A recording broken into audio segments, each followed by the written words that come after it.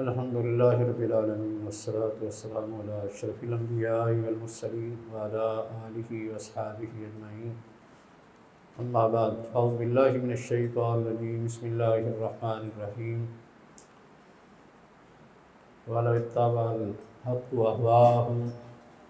لَفَسَدَتِ السَّمَاوَاتُ وَالْأَرْضُ وَمَنْ فِيهِنَّ۔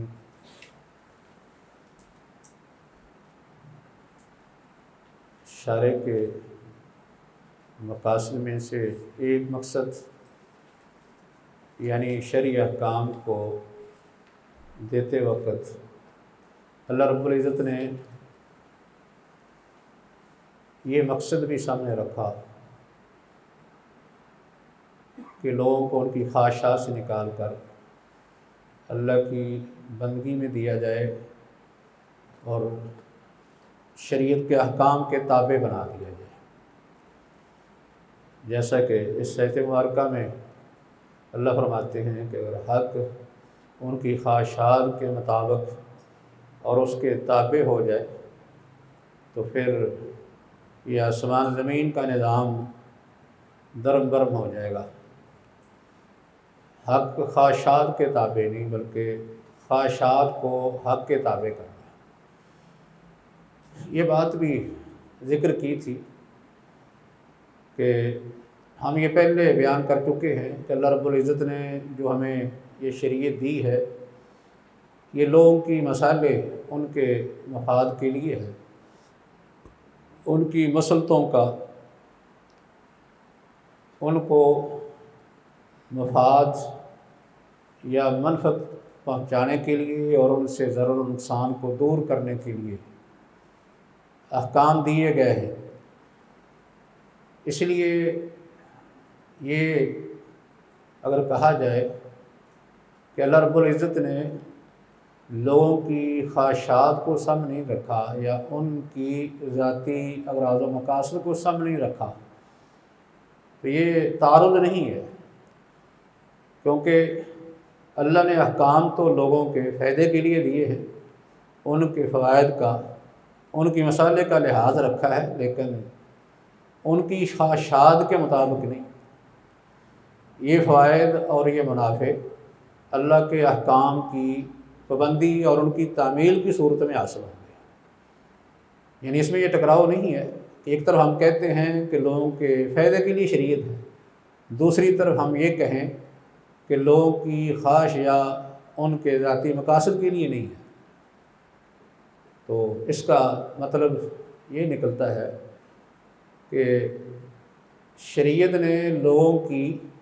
منفعتوں اور ان کی مصالح کا لحاظ تو رکھا ہے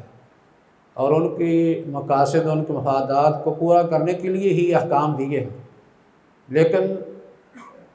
ان مفادات کو یا ان مقاصد کو یا ان مصالح کو ان کی خواہش کے مطابق نہیں چھوڑا، کیونکہ لوگوں کی خواہشات تو مختلف ہوتی ہیں، کسی کی کوئی خواہش ہے، کسی کی کوئی خواہش ہے، ایک ہی عمل یا فعل کے اندر لوگوں کی خواہشات آپس میں ٹکرا جاتی ہیں۔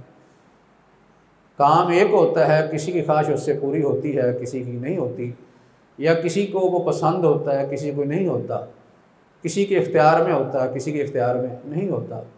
اللہ رب العزت نے جو احکامات دیے ہیں وہ ایسے ہیں کہ انسان کے اختیار میں ہے، وہ ان کو کر سکتا ہے، لیکن وہ اللہ کے احکام کے مطابق کرے گا، اپنی خواہشات کے مطابق نہیں،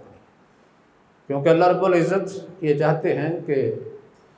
لوگ اللہ کے بندے، اس کی بندگی کرنے والے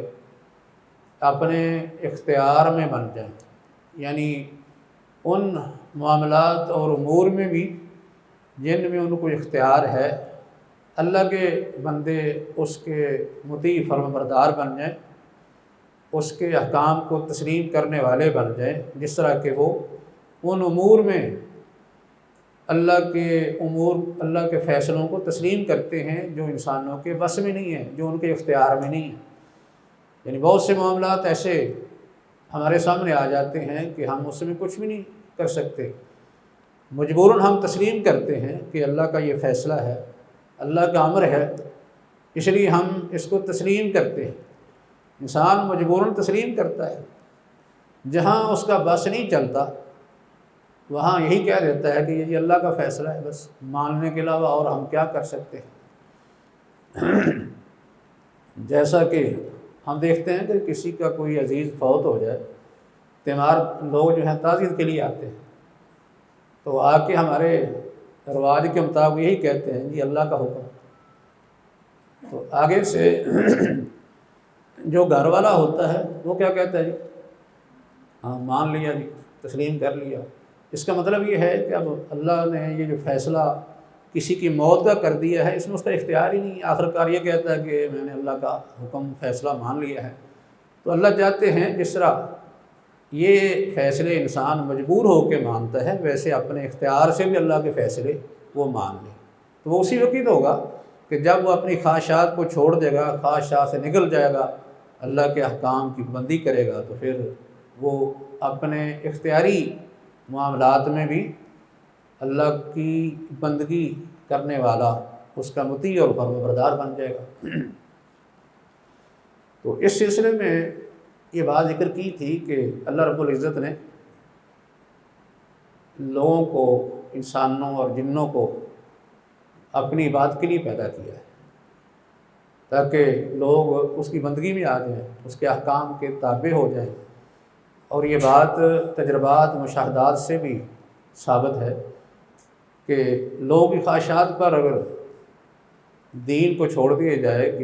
کسی نظام کو چھوڑ دیا جائے، تو اس کا نتیجہ بڑا خطرناک نکلے گا۔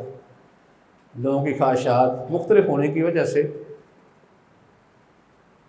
دنیا کا نظام خراب ہو جائے گا، اور آخرت کا نظام بھی اس کے نتیجے میں اچھا نہیں ہوگا۔ اس سے معاشرہ تباہ و بربادی کی طرف چلا جائے گا، قتل و غارت ہوگی۔ ہر آدمی جب اپنی خواہش کے مطابق چلتا ہے، خواہش کا ہی متبع بن جاتا ہے، تو اس کے نتیجے میں پھر معاشرے کا کوئی نظام قائم نہیں ہو سکتا۔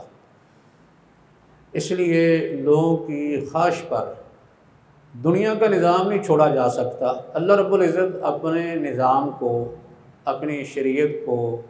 کیسے لوگوں کی خواہشات پر چھوڑ دے؟ اس لیے اللہ نے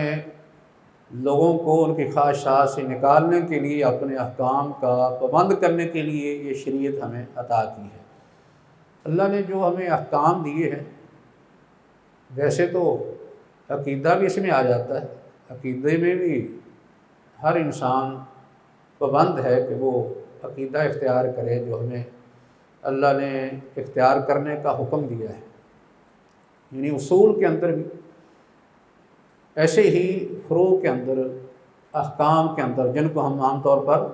5 احکام میں تقسیم کرتے ہیں، جیسے واجب اور حرام ہے، یہ دونوں ایسے ہیں کہ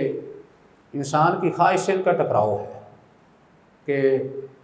ایک طرف اللہ نے کہا کہ یہ کام کرو، ایک طرف کہا نہ کرو، اس میں اس کی خواہشات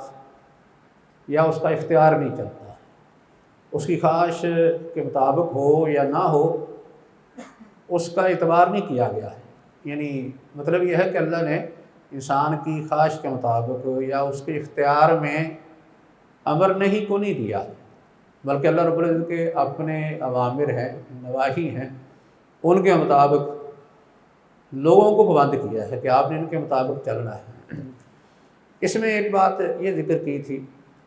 کہ باقی جو 3 احکام ہیں، جن کو ہم احکام تکلیفی کہتے ہیں، ایک مندوب ہے، دوسرا مکروہ اور تیسرا مباح، تو ان 3 میں ظاہری طور پر انسان کو اختیار دے دیا گیا ہے، یعنی اس کے اختیار میں دے دیے گئے ہیں کہ ان کو وہ کرے یا نہ کرے،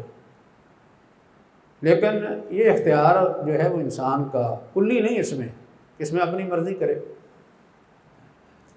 مندوب کے اندر یہ ہوتا ہے کہ ایک کام کی ترغیب ہوتی ہے، یعنی ایک پہلو راجع ہوتا ہے، ایک مرجوع ہوتا ہے۔ راجع پہلو اور اختیار کرتا ہے تو یہ اس کی نیکی بن جاتی ہے، اس پر اسے ثواب ملتا ہے۔ اگر مرجوع پہلو اختیار کرتا ہے تو اس پر گناہ نہیں، اس لحاظ سے اسے اختیار ہے۔ لیکن اس کا یہ اختیار جو ہے اس کا یہ جزئی اختیار ہے، کلی اختیار نہیں ہے، جزئی طور پر اسے اختیار ہے۔ جزئی طور پر اختیار کس طرح کہ وہ جو مندوب ہے اس کو کسی وقت وہ چھوڑ سکتا ہے، چھوڑ دے، یا مثلا انفرادی طور پر وہ چھوڑ سکتا ہے، یعنی انفرادی طور پر جزئی اعتبار سے اس کو وہ چھوڑ سکتا ہے۔ اس کی دو صورتیں ہیں، ایک یہ ہے کہ کبھی کبھار وہ کر لے، نہ کرے کبھی کر لے، کسی وقت کر لے، کسی حالت میں کر لے، کسی حالت میں کسی وقت میں نہ کرے، اسے اختیار ہے۔ یا یہ ہے کہ لوگوں میں سے کوئی چھوڑ دیں، کوئی کر لیں، تو یہ تو اختیار ہے۔ لیکن یہ اختیار تو نہیں کہ کلی طور پر ہی اس کو چھوڑ دیا جائے۔ مثال کے طور پر ہمارے یہاں اذان دی جاتی ہے، اذان کا کیا حکم ہے؟ اذان کا ہاں فرض کفایہ بھی ہے، اس کو کہا گیا ہے اس کو، لیکن دوسری طرف اس کو سنت بھی کہا گیا ہے، سنت بھی کہا گیا ہے، یعنی اذان اور اقامت ان دونوں کو فرض کفایہ میں شامل کیا گیا ہے۔ بعض اہل علم نے فرض کفایہ میں شامل کیا ہے اور بعض نے اس کو سنت کہا ہے کہ یہ سنت ہیں، سنت موقدہ ہیں۔ تو اگر کوئی آدمی کسی وقت اذان نہ دے، ویسے نماز پڑھ لے، تو یہ تو ہو سکتا ہے کسی وقت، اور یعنی کوئی آدمی اذان نہ دے تو پھر بھی کوئی مسئلہ نہیں، لیکن کلی طور پر ہی اگر اذان بند کر دی جائے، کوئی بھی نہ دے، کسی وقت بھی اس کو کوئی کہنے والا نہ ہو، تو پھر اس میں وہ آزاد نہیں ہے، کیونکہ اسلام کا یہ ایک یعنی شعار ہے، تو اس کو ختم نہیں کیا جا سکتا۔ اسی وجہ سے نبی اکرم صلی اللہ علیہ وسلم جب کسی بستی پر حملہ کرتے، تو حملے کا ارادہ کرتے تو پہلے دیکھتے نا اذان ہوتی ہے یا نہیں، اگر اذان ہوتی تو پھر آپ حملہ نہیں کرتے تھے، اگر اذان نہ ہوتی پھر کر دیتے تھے، کیونکہ یہ ایک شعار ہے مسلمانوں کا۔ اس لیے اس میں یعنی جزئی طور پر تو رعایت ہے، رخصت ہے، لیکن کلی طور پر اسے اختیار نہیں کہ وہ چاہے تو کرے چاہے تو نہ کرے، اس کی خواہشات پر اس کو نہیں چھوڑا گیا۔ یعنی یہ مندوب کے اندر ہے کہ مندوب میں انسان کو اختیار دے دیا گیا ہے کہ وہ کرے نہ کرے، لیکن یہ اختیار جزئی ہے، کلی طور پر یہ واجب ہے، سب کلی طور پر واجب ہے۔ اس کو آپ واجب کفائی کہہ سکتے ہیں، کلی طور پر اس طرح واجب ہے، اس کو بالکل ہی ختم نہیں کیا جا سکتا۔ کچھ لوگ اس کو ادا کر دیں، باقی چیز ساقط ہو جائے گا۔ اسی طرح جو ہے وہ دوسرا ایک مکروہ تھا، اس کی وجہ سے مثالیں جو ہیں مندوب کی کچھ اور بھی ہیں۔ مثال کے طور پر عیدین کی نماز ہے، یہ بھی عیدین کی نماز، اس کو بھی سنت موقدہ کہا جاتا ہے، عیدین کی نماز کو، یہ بھی سنت موقدہ ہے۔ تو عیدین کی نماز یہ کوئی آدمی چھوڑ دے تو کوئی حد نہیں، وہ یعنی اسے اختیار ہے، چھوڑ سکتا ہے۔ اگر کوئی آدمی عید کی نماز نہیں پڑھتا تو اس کو جزوی طور پر تو چھوڑنے کی اجازت ہے، لیکن کوئی آدمی مستقل ہی عید نہ پڑھے یا سارے لوگ چھوڑ دیں تو پھر تو یہ قابل مواخذہ ہیں، یعنی قابل ملامت ہیں یہ لوگ، کیونکہ یہ بھی ایک شعار ہے مسلمانوں کا، ایک یہ بھی شعار ہے، وہ باہر نکلتے ہیں، اکٹھے ہوتے ہیں، اپنی شان و شوکت کا مظاہرہ کرتے ہیں، اسلام کی شان و شوکت کا ایسے مظاہرہ ہوتا ہے، بے شمار اور بھی فوائد ہیں، لیکن کلی طور پر تو یہ مطلوب ہے، کلی طور پر اس کو نہیں چھوڑا جا سکتا، جیسے اذان کو، اقامت کو، اور ایسے ہی عیدین کی نماز کو نہیں چھوڑا جا سکتا۔ بعض نے اس میں جماعت کی نماز کو بھی شامل کر دیا، نماز با جماعت، یہ ان لوگوں کی رائے ہے جو اسے سنت کہتے ہیں، سنت موقدہ کہتے ہیں، یعنی کسی وقت تو جماعت میں کوئی آدمی نماز نہ پڑھے یا جماعت نہ ہو تو اس کی تو اجازت گنجائش ہے، لیکن کلی طور پر ہی چھوڑ دیا جائے جماعت کو، کوئی آدمی کلی طور پر ہی جماعت میں شرکت نہ کرے تو اس پر اس کا مواخذہ ہو سکتا ہے۔ جیسے احادیث سے یہ ثابت ہے کہ آپ نے فرمایا کہ میرا دل چاہتا ہے کہ اپنی جگہ پر اپنے مسلح پر کسی اور کھڑا کروں اور ان لوگوں کے گھروں کی طرف جاؤں جو جماعت میں نماز کے لیے حاضر نہیں ہوتے، یعنی بعض جماعت نماز کے لیے حاضر نہیں ہوتے تو ان کے گھروں کو آگ لگا دوں، یہ آپ نے وہی سنائی ہے۔ اس لیے کوئی آدمی اس کو جو ہے وہ کلی طور پر چھوڑ دے یا ویسے ہی کسی معاشرے کے اندر اسے کلی طور پر چھوڑ دیا جائے، یہ تو قابل مواخذہ ہے۔ یہ ان لوگوں کی رائے کے مطابق ہے جو اسے سنت کہتے ہیں، لیکن جن کے نزدیک بغیر عذر کے نماز با جماعت نہیں چھوڑی جا سکتی، یعنی ان کے نزدیک عذر ہو تو پھر تو چھوڑ سکتا ہے، اکیلا نماز پڑھ سکتا ہے، لیکن اگر عذر نہ ہو تو پھر نماز با جماعت ان کے نزدیک واجب ہے۔ جب واجب ہو گیا تو پھر تو اس میں انسان کا اختیار ویسے ہی ختم ہو گیا۔ تو ایسے دوسرا جو ہے وہ حکم تھا جس میں ظاہری طور پر مکروہ ایک حکم ہے، جس میں انسان کو اختیار دے دیا گیا ہے کہ وہ اگر چھوڑ دے تو خیر بہتر ہے، ایک پہلو اس میں راجح ہے، نہ چھوڑے تو اس میں اس کو گنجائش دے دی گئی کہ اگر نہیں چھوڑتا مکروہ پر عمل کرتا ہے تو اسے میں یعنی گنہگار نہیں ہوتا۔ تو لیکن یہ اختیار بھی اس کا یہ کلی نہیں ہے، یہ جزوی طور پر ہے۔ مثلا اگر کوئی مکروہ کام کوئی آدمی مسلسل کرتا ہے، بسا اوقات یہ مکروہ حرام میں چلا جاتا ہے۔ مکروہ کام کون سے ہیں؟ ویسے تو یہ کچھ قرآن یا حدیث میں بھی مکروہ کی مثالیں ہیں کہ زیادہ سوال نہ کرو، کثرت سے سوال کرنے سے منع کیا گیا ہے۔ حدیث میں یہ ہے کہ ان اللہ کارہ لکم قیل وقال وکثرت السؤال واضاعت المال،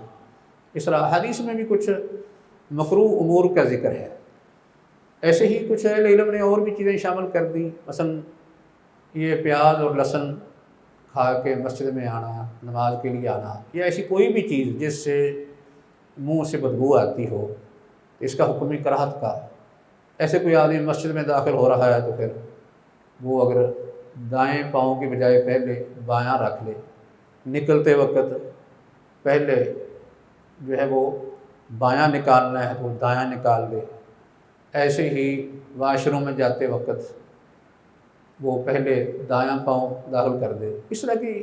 کچھ مثالیں اہل علم نے مکروہ کی بحث میں ذکر کی ہیں۔ اور کچھ ایسے کھیل بھی ہیں جن کو مکروہ کہا جا سکتا ہے، ہمارے یہاں چلتے ہیں ایسے کھیل۔ مثال کے طور پر کون سے کھیل ہیں جن کو ہم مکروہ کہہ سکتے ہیں اس وقت جو چل رہے ہیں؟ کچھ تو یعنی کھیل ایسے ہیں نا کہ ان کو مباح کہا جاتا ہے، لیکن کچھ مکروہ کھیل بھی ہیں۔ ہاں مثلا یہ لوڈو بھی ہے، اسی طرح تاش اور شطرنج وغیرہ، شطرنج، نرد، اس طرح کے کھیل، ان کا حکم اہل علم نے مکروہ کا لگایا ہے کہ یہ اچھے نہیں ہیں۔ یہ اس صورت میں جب کوئی آدمی جوے کے بغیر کھیلے، اگر جوے کی صورت میں کھیلے گا تو پھر تو یہ حرام ہے، لیکن جوے کے بغیر کھیل لے تو پھر یہ مکروہ ہے۔ لیکن اس کا مطلب یہ نہیں کہ یہ کلی طور پر ہی مکروہ ہے، جزئی طور مکروہ ہے کہ کوئی آدمی کسی وقت کوئی کھیل لے تو اس کے لیے حکم کراہت کا ہے، لیکن ایک آدمی جو ہے وہ اس پر ہمیشگی شروع کر دے، دوام اس پر اگر کرے گا تو پھر اس کا حکم کراہت سے حرام کی طرف چلا جائے گا، کیونکہ ایسے کاموں کو عام طور پر اگر آدمی کبھی کبھار کرتا ہے تو پھر بھی کرنے والے کو وہ اچھا نہیں سمجھا جاتا۔ معاشرے کا کوئی بھی اچھا شہری جو ہے وہ اس طرح کے فضول کھیل نہیں کھیلتا، خاص کر اہل علم ان چیزوں سے اپنے آپ کو بچاتے ہیں۔ لیکن اگر آپ جو ہے کسی آدمی کو دیکھیں کہ وہ ہمیں اس کے ساتھ ہی لگا رہتا ہے، اس کو کون اچھا کہے گا؟ خاص کر اہل علم میں سے اگر کوئی آدمی اس طرح کے کھیل کھیل لے اور مستقل کھیلتا رہے تو اہل علم کے ہاں یہ آدمی مجروح ہو جاتا ہے، اس کی عدالت جو ہے مشکوک ہو جاتی ہے، ایسے آدمی کی بات پر جو پھر اعتماد نہیں کیا جاتا۔ تو دوام کرنے کی وجہ سے، مستقل اس کو اختیار کرنے کی وجہ سے یہ جو ہے وہ حرام میں چلا جائے گا، یعنی جزئی طور پر مکروہ لیکن کلی طور پر یہ حرام میں داخل ہو جائے۔ اور کلی جزئی کا فرق اس طرح کیا جائے گا کہ کبھی کبھار کسی وقت کر لے تو پھر بھی حکم کراہت کا، لیکن جو آدمی مستقل ہی اس میں لگا رہے، کیونکہ اس کا نتیجہ ہوگا کہ بہت سے ایسے حقوق اور ذمہ داریاں جو کسی آدمی پر یعنی لازم ہوتی ہیں یا اس کو ادا کرنا ضروری ہوتا ہے، ان میں کوتاہی کرے گا، اپنی ذمہ داری میں وہ کوتاہی کرے گا، حتیٰ کہ یہ کوتاہی اس طرح چلی جائے گی کہ جیسے لوگوں کے بہت سے حقوق متاثر ہوں گے ویسے اللہ کے حقوق بھی متاثر ہوتے ہیں، نمازوں کی پرواہ بھی نہیں ہوتی۔ تو اس طریقے سے یہ چیزیں مکروہ سے حرام کی طرف چلی جائیں گی۔ ایک حکم جس کو عام طور حکم تکلیفی کہا جاتا ہے، مباح بھی ہے۔ تو مباح کا حکم یہ ہے عمومی طور مباح، یعنی مباح کو احکام تکلیفی میں شامل کیا گیا ہے، جبکہ اس میں اختیار ہے کرنے نہ کرنے کا۔ پھر تکلیفی کیسے بن گیا؟ تکلیفی میں تصور یہ ہوتا ہے کہ کسی آدمی کو اس کو کرنے کا پابند کیا جاتا ہے، ذمہ داری ڈالی جاتی ہے کہ تو نے یہ کام کرنا ہے، یعنی کوئی نہ کوئی تکلیف، کوئی نہ کوئی مشقت ہوتی ہے، جبکہ مباح میں جب اختیار ہے تو پھر مشقت تو نہیں، اس لیے اس کو تغلیباً شامل کر دیا، یا اس لیے اس کو شامل کر دیا کہ یہ مکلف سے ہی سرزد ہوتا ہے، یعنی مکلف کی طرف اس کی نسبت ہونے کی وجہ سے اس کو بھی احکام تکلیفی میں شامل کر دیا۔ تو بہرحال یہ تو خیر ضمنی بات تھی۔ مباح جو ہے اس کی دو صورتیں ہیں، ایک مباح وہ ہے جو کسی چیز کا وہ ذریعہ وسیلہ نہیں بنتا، کسی چیز کا وہ ذریعہ وسیلہ نہیں ہے مباح کام، تو ایسا کام جس میں اسے اختیار ہے کرنے کا یا نہ کرنے کا، کوئی ایک پہلو دوسرے پر راجع نہیں ہے، کیونکہ اگر کرنے کا راجع ہو تو پھر مندوب میں چلا گیا، اگر نہ کرنے کا راجع ہو تو پھر یہ مکروہ میں چلا گیا۔ تو مباح اسی وقت ہم مباح کہیں گے کہ جب اس میں کرنا اور نہ کرنا دونوں پہلو برابر ہوں، کوئی ایک دوسرے پر راجع نہ ہو تو یہ مباح ہے، اور یہ کسی دوسرے کے لیے کوئی وسیلہ بھی نہ بن رہا ہو، ذریعہ نہ ہو کسی دوسرے عمل کا، تو پھر اسے مباح کہا جائے گا، آدمی کو اس میں اختیار ہے۔ لیکن ایک اشکال، جس طرح کہ ہم اس کی مثالیں دیتے ہیں مباح کی، مثلا کہتے ہیں نہیں عام طور پر کھانا پینا، لباس، رہائش، یہ چیزیں اس طرح کوئی مثلا باغات کی سیر کرنا یا سیاحتی مقامات پہ جانا یا کوئی مباح کھیل کھیلنا، یعنی یہ مباح کی عام طور مثالیں دی جاتی ہیں۔ بلکہ آپ یہ کہہ سکتے ہیں کہ ایسے امور، ایسے معاملات جن سے شریعت نے روکا نہیں ہے، اصل حکم ان کے اندر کیا ہے؟ اباحت کا، کہ وہ ہمارے لیے مباح ہے۔ ہم جو ہیں وہ دن میں بے شمار ایسے کام کرتے ہیں ان سے شریعت نے روکا نہیں ہوتا، اور اس کی ہم کوئی دلیل بھی دے سکتے کہ یہ کام کرنے کے لیے ہمیں شریعت نے کہا ہے۔ اس کی دلیل کیا ہوتی ہے کہ معاملات اور کھانے پینے والی استعمال والی چیزوں میں اصل کیا ہے؟ حکم اباحت کا ہے کہ وہ مباح ہیں اللہ کہ شریعت روک دے۔ لیکن بعض چیزیں ایسی ہیں کہ جن کو ہم مباح کہتے ہیں لیکن شریعت کوئی نہ کوئی ترغیب دے دیتی ہے۔ مثال کے طور پر ہمیں ترغیب ملتی ہے کلوا مما فی الارض حلالا طیبا، ایک جیسے ترغیب یہ ہو مل رہی ہے، ویسے تو اس میں امر کا صیغہ ہے، اس امر کو اباحت کے لیے یا اباحت پر دلالت کی ایک صورت یہ امر کی اہل علم نے بیان کی ہے کہ کبھی امر اباحت کے لیے بھی ہوتا ہے، تو اس میں اس طرح کی مثالیں دی جاتی ہیں کلوا واشربوا، کھاؤ پیو، تو اس کا مطلب یہ ہے کہ امر کی اباحت کے لیے ہے۔ جیسے کلوا مما فی الارض حلالا طیبا، معلوم ہوتا ہے کہ شاید اس میں کوئی ترغیب ہے، یعنی ندب کی طرف اشارہ ہے، اور دوسرا یہ کہ قرآن کہتا ہے قل من حرم زینت اللہ التی اخرج لعبادہ والطیبات من الرزق، اس میں اللہ نے کہا ہے کون یہ زینت کو حرام کرتا ہے؟ اس کا مطلب ہے کہ زینت والی چیزیں اور طیبات کو استعمال کرنا چاہیے۔ اپنے اوپر کوئی آدمی حرام نہیں کر سکتا کہ میں نے ان کو استعمال نہیں کرنا، اگر اس لیے کیونکہ اگرچہ یہ مباح میں چیزیں آتی ہیں، اس کو اختیار ہے کرے نہ کرے، لیکن کوئی آدمی اس طرح ان سے اجتناب کرتا ہے جیسے حرام ہو، تو یہ تصور ٹھیک نہیں ہے۔ یہ تصور جیسے صوفیہ کا ہے یہ ٹھیک نہیں ہے، بلکہ اس میں اختیار اسے یہی ہے کہ وہ کسی وقت کر لے کسی وقت نہ کرے، یا کسی چیز کو وہ اختیار کر لے کسی کو نہ کرے،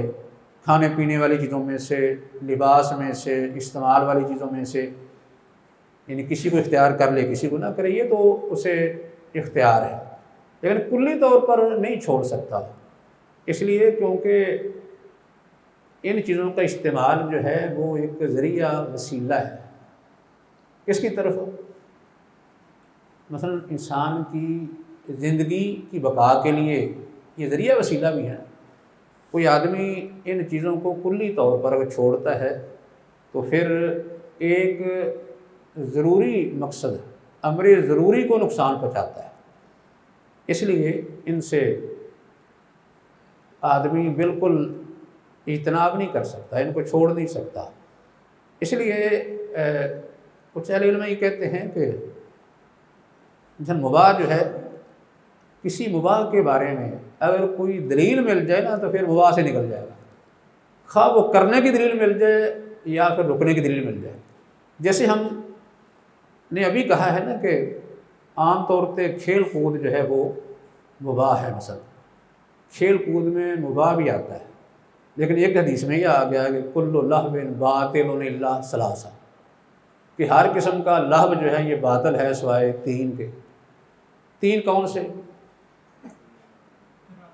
ان تین میں سے ایک جو لہو ہے نا وہ ہے تیر اندازی سے کھیلنا۔ اب یہ بھی کھیل ہے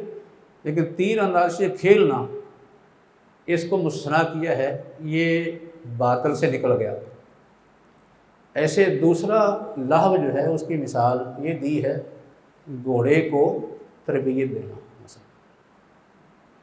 یعنی آدمی جو ہے گھوڑے پر بیٹھ کے گھوڑے کو بھی سکھائے اور خود بھی اس پر مشق کرے،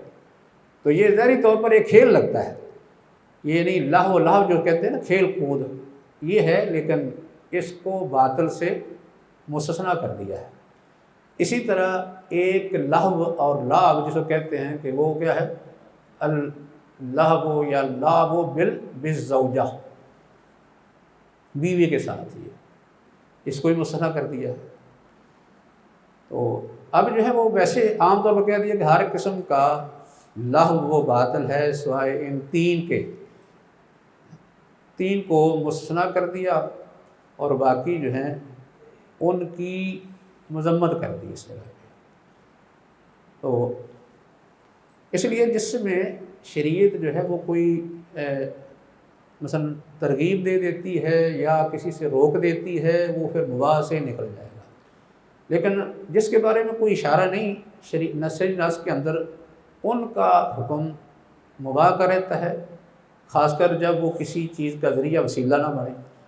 اگر کسی چیز کا ذریعہ وسیلہ بن جائے تو پھر حکم تبدیل ہو جاتا ہے۔ جیسے اب طلاق دینا ہے، بیوی کو طلاق دینا، اس کا حکم کیا ہے؟ طلاق دینا، اس کو بھی عام حکم جو ہے مباح کا اس پر لگایا گیا ہے کہ یہ مباح ہے بیوی کو طلاق دینا، لیکن اس کے باوجود ویسے مباح ہے، لیکن حدیث کیا کہتی ہے؟ ابغض الحلال اللہ الطلاق، یعنی مباح ہونے کے باوجود یہ کہا ہے کہ اللہ کے نزدیک یہ پسندیدہ عمل نہیں طلاق۔ مباح اس اعتبار سے ہے کہ بعض دفعہ یعنی اس سے ایک بڑا مقصد یا بڑا نقصان جو ہے اس کو دور کرنا وہ اصل مراد ہوتا ہے۔ جیسے طلاق کی صورت عام طور وہی ہوتی ہے نا کہ جب لڑائی جھگڑا اتنا بڑھ جائے کہ خاوند بیوی کا اکٹھا رہنا ممکن نہ رہے، مشکل ہو جائے۔ جیسے قرآن کہتا ہے اللہ کی حدود قائم نہ کر سکیں، ایسی صورت میں ان کو اکٹھا رکھنا زیادہ نقصان کا باعث ہے۔ اس لیے اس نقصان سے بچانے کے لیے انہیں اجازت دے دی، اختیار دے دیا کہ طلاق دے سکتے ہیں، لیکن اس کے باوجود کہا کہ یہ کیا ہے، ابغض الحلال الی اللہ، حلال بھی ہے جائز بھی ہے۔ حلال وہی ہوتا ہے نا جو جائز مباح ہو، لیکن اس کو کہا ہے کہ ناپسندیدہ بھی ہے، اس لیے کیونکہ اس سے جو ہے وہ یہ طلاق جو وہ یعنی ایک ذریعہ بن گئی ہے، ذریعہ وسیلہ بنتی ہے ایک، کیونکہ خاوند بھی اکٹھا رہنا جو ہے وہ ان کے آپس میں اتفاق پیار محبت کی دلیل ہے، جس کے نتیجے میں نکاح کے جو مقاصد ہیں وہ پورے ہوتے ہیں۔ نکاح کے جو مقاصد ہیں وہ پورے ہوتے ہیں، ان میں سے ایک مقصد کیا ہوتا ہے کہ انسان کی نسل اس سے بڑھتی ہے۔ اگر نکاح نہ کیا جائے تو اس کی نسل ختم ہو جائے گی، تو نکاح سے نسل بڑھتی ہے، جبکہ طلاق سے کیا ہوتا ہے، یہ سلسلہ رک جاتا ہے، اس لیے ایک نقصان کا ذریعہ بنتی ہے۔ اس وجہ سے جب وسیلہ بنے گا کوئی مباح عمل کسی دوسری چیز کا، تو پھر اس کا حکم مباح والا نہیں رہے گا، اسے نکل جائے گا، اس لیے اس کو مکروہ میں شامل کر دیا گیا کہ اصل عام طور پر طلاق دینا جو ہے وہ تو مباح ہے ویسے، لیکن اس کے باوجود اس کو ابغض الحلال کہہ دیا۔ گویا کہ مقصد کہنے کا یہ ہے کہ کسی مباح کے بارے میں اگر ایک پہلو راجع قرار دے دیا جائے تو پھر وہ اباحت سے، عام اباحت کے حکم سے وہ نکل جاتا ہے۔ تو بہرحال مباح کی جو صورتیں ہیں ان میں یہ جزئی طور پر اباحت کا حکم رہے گا کہ ایک آدمی کوئی چیز کھائے نہ کھائے، کسی وقت کھائے کسی وقت نہ کھائے، کوئی لباس پہنے کوئی نہ پہنے، کسی وقت پہنے کسی وقت نہ پہنے، ایسے رہائش جو ہے کوئی اپنی پسند کی کوئی اختیار کر لے، اسے کسی وقت کوئی آدمی کوئی رہائش اختیار کرتا ہے کوئی نہیں کرتا، یہ تو اس میں اختیار رکھتا ہے۔ ایسے باقی بھی چیزیں جو ہمارے ہاں استعمال والی ہیں، کوئی استعمال کر لے یا نہ کرے، جیسے آپ جو ہیں وہ یہ چیزیں استعمال کر رہے ہیں، کوئی موبائل استعمال کر رہا ہے، کوئی جو ہے وہ یہ کیمرے مثلا استعمال ہو رہے ہیں، اس طرح یہ کرسیاں استعمال ہو رہی ہیں، ایسے جو ہے وہ یہ الماریاں ہیں یہ استعمال ہو رہی ہیں۔ ہمارے ہاں استعمال کی چیزیں بے شمار ہیں۔ آپ جو پڑھنے کے لیے چاہیں کرسی پر بیٹھ جائیں چاہیں تو آپ نیچے بیٹھ جائیں، یہ کس لیے آپ ایسا کرتے ہیں کہ ان پر عمل کرنا مباح ہے، کوئی بندی نہیں ہے۔ مقصد کیا ہے، آپ نے پڑھنا ہے، باقی پڑھنے کے لیے آپ نے طریقہ کیا اختیار کرنا ہے، آپ جو طریقہ مناسب ہے وہ اختیار کر سکتے ہیں۔ اس طرح آپ چیزیں کھاتے ہیں، کوئی پھل پسند کرتا ہے، کوئی کرتا ہے، کوئی کھانا پسند کرتا ہے، کوئی کھانا پسند کرتا ہے، اس لیے کہ مباح ہے، آدمی جو پسند ہو وہ کھا لے، جو نہیں پسند ہو اس کو چھوڑ دے، یا کسی وقت کوئی، تو اس میں تو اس کو اختیار ہے، مباح ہے۔ لیکن کلی طور پر ان چیزوں کو نہیں چھوڑا جا سکتا۔ کلی طور پر کوئی نہ تو لباس چھوڑا جا سکتا ہے، نہ کھانا چھوڑا جا سکتا ہے، اس لیے اگر کلی طور پر چھوڑیں گے تو پھر جو ضروریات ہیں وہ متاثر ہوتی ہیں، ان کا اثر ضروریات پر پڑے گا، ضروریات آپ کی جو ہیں وہ پھر یعنی متاثر ہو جائیں گی، اور جس کی وجہ سے جن کی حفاظت ضروری ہے، مثلا دین کی حفاظت، جان کی حفاظت، عقل اور نسل کی حفاظت، عزت و آبرو اور مال کی حفاظت، یہ متاثر ہوتی ہے، جبکہ ان کی حفاظت یہ ضروری ہے، کیونکہ ان کی حفاظت کے بغیر یہ دنیا اور دین کا نظام یہ قائم نہیں رہ سکتا، اس لیے کلی طور پر ان کو نہیں چھوڑا جائے۔ مطلب یہ ایک مباح جو ہے وہ جزئی طور مباح ہے، لیکن کلی طور پر وہ مباح نہیں رہے گا۔ کسی وقت وہ مباح حرام میں بھی چلا جائے گا اور کسی وقت وہ واجب میں چلا جاتا ہے، یعنی احکام حالات کے مطابق جو ہے تبدیل ہوتے رہیں گے۔ تو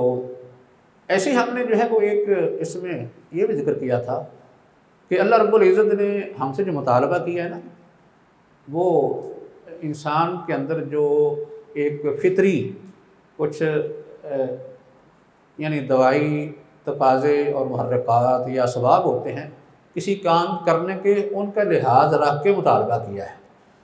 یعنی ایسے امور، ایسے معاملات جن میں انسان کے اندر خود کوئی ایسا محرک نہیں ہوتا کہ وہ کرے، وہاں اللہ نے حکم دے دیا ہے کہ یہ تو ہم نے کرنا ہے اور یہ نہیں کرنا۔ لیکن جہاں کوئی محرک موجود ہے، اللہ نے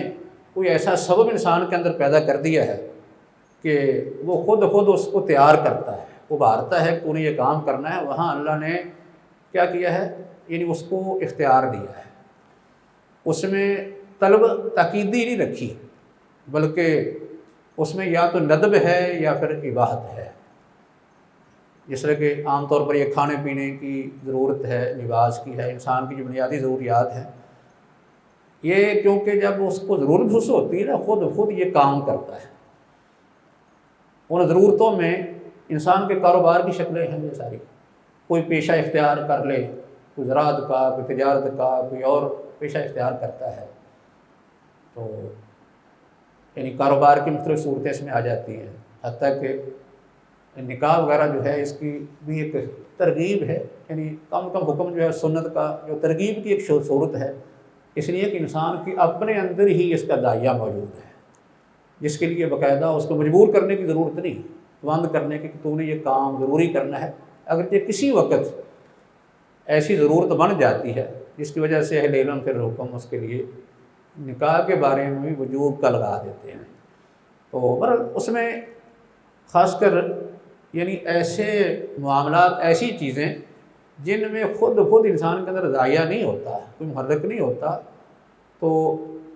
یعنی اس کا دوسرے الفاظ میں یہ ہے کہ انسان کا اپنا دنیا کا فائدہ اسے نظر نہیں آتا، تو وہاں شریعت نے کیا کیا ہے، اس کو پابند کر دیا ہے۔ اس کی صورت کیا تھی، اس پر کچھ مقام واجب ضروری کر دیے ہیں، ان میں کچھ واجب عینی ہیں اور کچھ واجب کفائی ہیں۔ تو واجب عینی کی صورتحال تو ہر کافی حد تک واضح ہے کہ اس میں کام مطلوب ہوتا ہے اور کرنے والا بھی مخصوص، یعنی ہر آدمی سے الگ الگ مطلوب ہوتا ہے۔ دو چیزیں، ایک یہ کہ فعل کی طلب، دوسرا یہ ہے کہ ہر ایک سے طلب، دو چیزیں اکٹھی ہوتی ہیں۔ عینی میں ایسا ہی ہے، اس میں نماز، روزہ، ذرا حج، زکوٰۃ، وعدہ پورا کرنا، مثلا کسی کا حق کسی کی ذمہ ہے اس کو ادا کرنا، یہ فرض عینی ہے۔ حقوق بعض ایسے ہیں خود آدمی اگر ادا نہ کرے تو نہیں ہو سکتے۔ مالی حقوق تو آدمی کسی کو کہہ سکتا ہے نا چلو ادا کر دو، لیکن کچھ حقوق انسان کے اپنے ذمے ہیں، وہ جب تک خود ادا نہ کرے نہیں ہوتے۔ رشتہ داروں کے ساتھ صلہ رحمی کرنا، والدین کا احترام کرنا، یہ حقوق ہے نا آدمی کے ذمے، تو یہ دوسرا تو نہیں کر سکتا۔ تو کہے کہ میری طرف سے میرے والدین سے حسن سلوک کر لینا، یا میری طرف سے میرے رشتہ داروں سے صلہ رحمی کر لینا، ایسا نہیں ہو سکتا۔ ہر آدمی نے اس کو خود سر انجام دینا، خود دے گا تو پھر اس پر عمل ہوگا۔ کسی نے وعدہ کیا ہے، خود وفات اس نے کرنی ہے، کسی اور نے نہیں، کہ کوئی اور اپنے وعدے کی وفات کر لے گا تو اس سے ساقط ہو جائے گا، ایسا نہیں ہوگا، اسے خود ادا کرنا ہے۔ باقی جو واجب کفائی ہے، اس میں کسی بھی فعل کا جو ہے وجود وہ مطلوب ہوتا ہے، کرنے والا جو ہے وہ متعین ہے۔ اس کی دو صورتیں ہیں۔ ایک صورت تو یہ ہے کہ یعنی عمومی طور پر سارے لوگ جو ہیں اس کے مخاطب ہیں، یہ حکم سب کی طرف متوجہ ہوتا ہے، سب کی طرف، اس طرح کہ اگر ان میں سے کچھ لوگ کر لیں باقی سے وہ ساقط ہو جاتا ہے، یعنی باقی اس سے گنہگار نہیں ہوتے، لیکن اگر کوئی بھی نہ کرے تو پھر سارے گنہگار ہیں، سارے پابند ہیں۔ ہم اس کی عام طور پر جو مثالیں دیتے ہیں وہ یہ دی جاتی ہیں، مثال کے طور پر جی ایک نماز جنازہ ہے، یہ فرض کفایہ ہے، اور اس کے علاوہ ایک جی جہاد ہے، یہ فرض کفایہ ہے۔ ایسے ہی جو ہے وہ کسی آدمی کا فتویٰ دینا، یہ بھی فرض کفایہ ہے۔ دین کا علم حاصل کرنا، یہ بھی فرض کفایہ ہے۔ لیکن دین کا علم یہ کون سا، جو ہر ایک انسان کی ضرورت سے زائد ہے۔ ایک علم وہ ہے جو ہر آدمی کی ضرورت ہے، یعنی ایک آدمی نے نماز پڑھنی ہے، روزہ رکھنا ہے، تو اسے تو یہ علم حاصل کرنا چاہیے طہارت کے مسائل اسے آنے چاہیے، لیکن ایک اس سے زائد علم ہے وہ فرض کفایہ ہے۔ ایسے ہی اس کے علاوہ اس کی مثال یعنی کسی کا حاکم بننا، کسی کا قاضی بننا، یہ اس کی مثالیں دی جاتی ہیں۔ اس طرح جو ہے وہ کسی کا معالج بننا، کوئی ڈاکٹر ہے یا حکیم ہے، اور اس طرح امر بالمعروف کا فریضہ انجام دینا، یہ جی فرض کفایہ میں آتا ہے۔ اس کے علاوہ بعض دفعہ ایسے یعنی کاروبار کی پیشوں کی ضرورت ہوتی ہے جس کے بغیر معاشرہ چل نہیں سکتا، ایسے پیشے اختیار کرنا جو انسان کی ضرورت ہے۔ اگر کوئی آدمی جو ہے زراعت کا پیشہ اختیار نہ کرے، کوئی بھی نہ کرے، تو کیسے ضرورتیں پوری ہوں گی؟ ایسے جو ہے کوئی آدمی کپڑے کا پیشہ اختیار نہ کرے تو یہ کپڑے ہم کیسے؟ مثال کے طور پر یہ کہا جائے کہ کپڑا تیار کرنا یہ تو ہماری کوئی ذمہ داری نہیں ہے، لیکن ذمہ داری کیسے بنے گی؟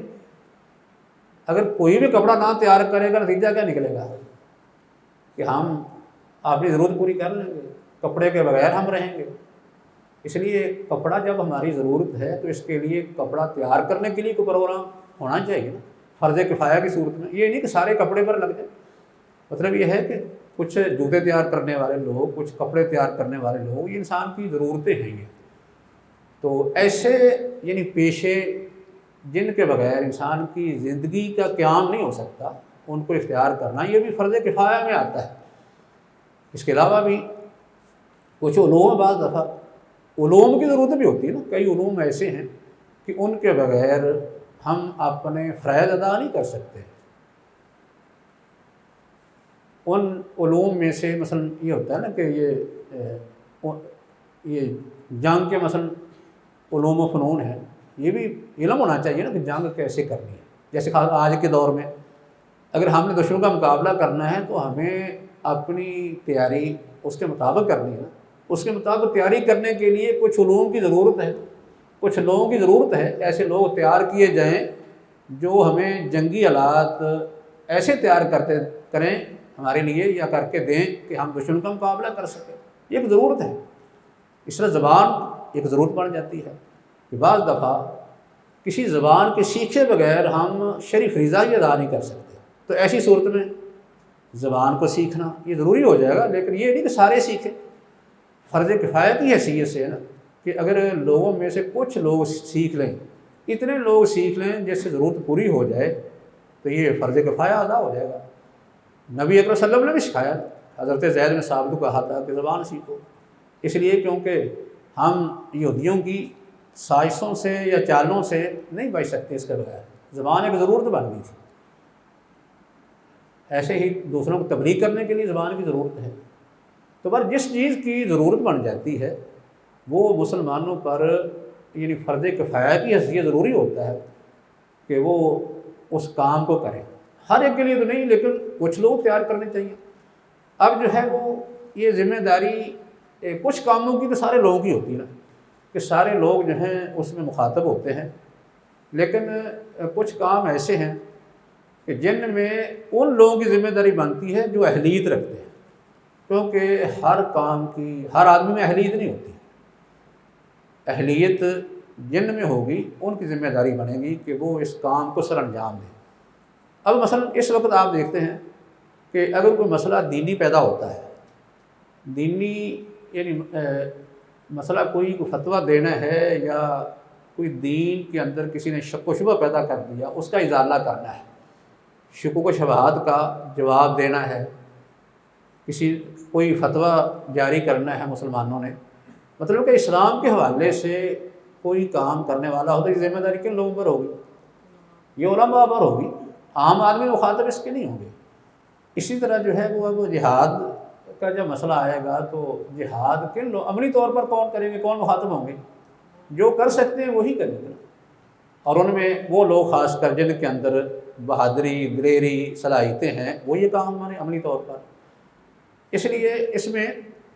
یعنی جس طرح کا کام ہے نا کفائی، اسی طرح کے لوگ جو اہلیت رکھتے ہیں وہ سب سے پہلے اس کے مخاطب ہیں، ذمہ دار ہیں کہ یہ لوگ سر انجام دیں، اور ان میں سے یعنی سب جو ہے بعض دفعہ ان کی ضرورت نہیں ہوتی، کچھ لوگ اگر تیار ہو جائیں تو وہ کام جو ہے وہ انجام دیا جا سکتا ہے۔ لیکن اس میں یہ ہے کہ کچھ کام ایسے ہیں کہ جو حکومتوں کی ذمہ داری ہوتی ہے تو فرض کفایہ، لیکن حکومتیں کرتی ہیں، ان میں جہاد بھی فرض کفایہ کی حیثیت رکھتا ہے۔ ایسے جو ہے وہ اسلحے کی تیاری، دشمن سے بچاؤ کے لیے اپنے آپ کو تیار کرنا مثلا، یا کوئی ایسے کام جو حکومت کی طرف سے ہی کیے جاتے ہیں، دوسرا آدمی کر نہیں سکتا، لیکن اس میں فائدہ سب لوگوں کا ہوتا ہے۔ کیونکہ کفائی میں یہ ہوتا ہے نا کہ اس میں جو مقصد ہے وہ عمومی ہوتا ہے، یعنی سارے مسلمانوں کے مفاد کے لیے وہ کام کیا جاتا ہے۔ اس لیے بسا اوقات ان کاموں کی ذمہ داری اصل حکومت پر پڑتی ہے۔ حکومت کی ذمہ داری ہے فرض کفایہ کی حیثیت سے، کیونکہ وہی کر سکتی ہے، اس کے اندر یہ اہلیت ہے وہ کرے، لیکن دوسرے لوگوں نے کیا کرنا ہے؟ باقی کاموں کے اندر دوسرے لوگ اس لحاظ سے مخاطب ہوں گے کہ وہ اپنی طرف سے اپنی استطاعت کے مطابق جو کر سکتے ہیں اس میں حصہ ڈالیں۔ جیسے یہ ہوتا ہے نا، حکومت بعض دفعہ کام نہیں کرتی، اپنی ذمہ داری نہیں پوری کرتی، دوسرے لوگ اس کو تیار کرتے ہیں، ابھارتے ہیں، اس کو مشورے دیتے ہیں، بعض دفعہ اس کے خلاف احتجاج کر کے بھی اس کو تنبیہ کرتے ہیں، یہ طریقہ کار ہوتا ہے۔ لیکن اگر حکومت جو ہے وہ اپنی ذمہ داری پوری نہیں کر رہی، سارے کے سارے لوگ آرام سے بیٹھے ہیں، تو پھر سارے گنہگار ہو گئے، کیونکہ جو کر سکتے ہیں وہ عملی طور پر نہ کرنے کی وجہ سے، جو نہیں کر سکتے وہ ان کو تیار نہ کرنے کی وجہ سے، ترغیب نہ کرنے کی وجہ سے، یا تنبیہ نہ کرنے کی وجہ سے۔ اس لیے جو آدمی جہاں ہے اپنی استطاعت کے مطابق وہ ذمہ دار ہے، پابند ہے، ورنہ پھر وہ گناہ میں جو ہے وہ بھی شریک ہو جائے گا۔ لیکن اس میں اصل میں انسانوں کی جو صلاحیتیں ہیں ان کے مطابق ہی ہر آدمی کی ذمہ داری بنتی ہے، کہ ایک آدمی جو نہیں کر سکتا وہ اس کی ذمہ داری نہیں، جو کر سکتا ہے وہ ذمہ داری اس کی ہے۔ کتنے لوگ ہیں کہ وہ مالی لحاظ سے کر سکتے ہیں، جسمانی لحاظ سے کچھ نہیں کر سکتے، دماغی لحاظ سے کچھ نہیں کر سکتے، اور کچھ ایسے بھی ہیں کسی وقت مل جائیں گے کہ جو نہ جسمانی لحاظ سے کر سکتے، نہ دماغی نہ مالی لحاظ سے کر سکتے، ایسے بھی ہوں گے۔ تو ایسے لوگ جو کسی بھی صورت میں کچھ نہیں کر سکتے وہ تو لوگ پھر گنہگار نہیں ہوں گے، لیکن جو کر سکتے ہیں وہ اس میں گناہ میں شریک ہو جائیں گے جب انہوں نے فرض کفائی میں کسی بھی لحاظ سے حصہ نہیں ڈالا۔ اجتماعی کام آپ جو بھی دیکھیں کچھ نہ کچھ تو اس میں کام کیا جا سکتا ہے، کوئی آدمی زبان سے کرتا ہے، کوئی مال سے کرتا ہے، کوئی عملی طور پر کوئی کردار ادا کرتا ہے۔ تو اس طریقے سے بہرحال مجموعی ذمہ داری ہے، کچھ لوگ کر لیں تو پھر ذمہ داری باقی سے ثابت ہو جائے گی، یعنی وہ گنہگار نہیں ہوتے۔ لیکن اگر کما حقوق جس طرح کرنا چاہیے اس طریقے سے نہیں ہو رہا تو پھر بہرحال اس میں سب کی جو ہے وہ کوتاہی شمار ہوگی، جو حصہ نہیں لے رہے ہیں، کچھ کر رہے ہیں، باقی کے نہ کرنے کی وجہ سے کام متاثر ہو رہا ہے، تو پھر باقی کی ذمہ داری بنے گی۔ اصل یہ چیزیں جو ایسی ہیں کہ اس میں حالات کے مطابق ہر آدمی کو جو اپنی ذمہ داری جو ہے وہ سمجھنی چاہیے کہ حالات ایسے ہیں، ان حالات میں یہ کام بھی کرنا ہے، مسلمانوں کے عمومی مفاد کے لیے یہ کام ہے، فرض کفائی کی حیثیت سے کرنا چاہیے، اس میں میری ذمہ داری کیا بنتی ہے یا میں کیا کر سکتا ہوں۔ یہ چیزیں اگر سامنے رکھ کے اگر آدمی سوچتا ہے تو پھر کسی نہ کسی صورت میں وہ کوئی نہ کوئی کردار ادا وہ کر سکتا ہے۔ ما توفیق الا باللہ علیہ۔ زندگی شعور سے، الحکمہ انٹرنیشنل۔